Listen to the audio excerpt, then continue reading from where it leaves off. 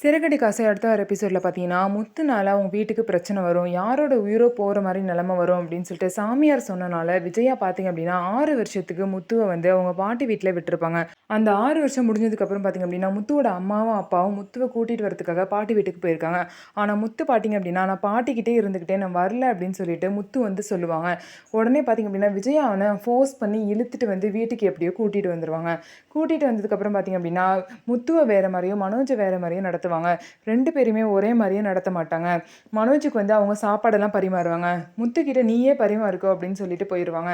இதனால முத்து வந்து பார்த்தீங்க அப்படின்னா தட்டெல்லாம் போட்டு உடைப்பாரு. நீ அங்கே போனதுலேருந்தே சரியே இல்லை, நீ அங்கே போய் தேவையில்லாத பழக்கத்தை ரவுடி மாதிரி பழக்கத்தெல்லாம் பழகிட்டு வந்திருக்கேன்னு சொல்லிட்டு முத்துவை திட்டுவாங்க. ஸோ அது மட்டும் இல்லாமல் கரண்டி எடுத்து முத்துவை அடிப்பாங்க. இதனால முத்து வந்து அழுதுகிட்டே அவங்க பாட்டிக்கு கால் பண்ணி சொல்லுவாங்க.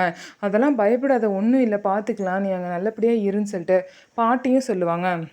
அடுத்த நாளே பார்த்தீங்க அப்படின்னா முத்துவை வந்து சிறார் ஜெயிலுக்கு கூட்டிகிட்டு போகிறதுக்காக வந்திருக்கோன்னு சொல்லிட்டு ஆஃபீஸர்ஸ்லாம் வந்திருப்பாங்க.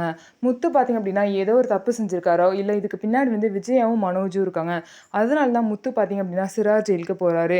எவ்வளவோ வந்து வேண்டாம் வேண்டாம்னு சொல்லி பார்த்தீங்கன்னா முத்துவை வந்து கூட்டிகிட்டு போயிடுவாங்க.